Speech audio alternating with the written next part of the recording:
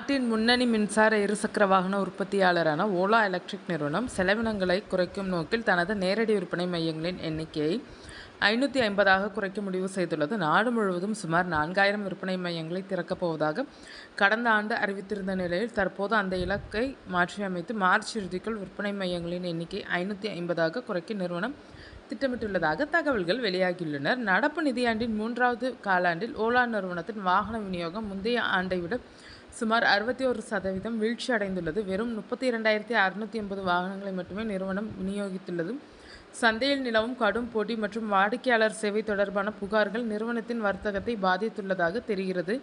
இத்தகைய விற்பனை சரிவு மற்றும் செயல்பாட்டு சிக்கல்களே நிறுவனத்தின் இந்த திடீர் முடிவுக்கு முக்கிய காரணமாக தெரிகிறது. இந்த கட்டமைப்பு மாற்றத்தின் நடவடிக்கையின் ஒரு பகுதியாக ஏற்கனவே பல நகரங்களில் உள்ள விற்பனை மையங்கள் மூடப்பட்டு வருகின்றனர். இதனால் பல ஊழியர்கள் பணி நீக்கம் செய்யப்பட்டுள்ளதாகவும் கூறப்படுகிறது.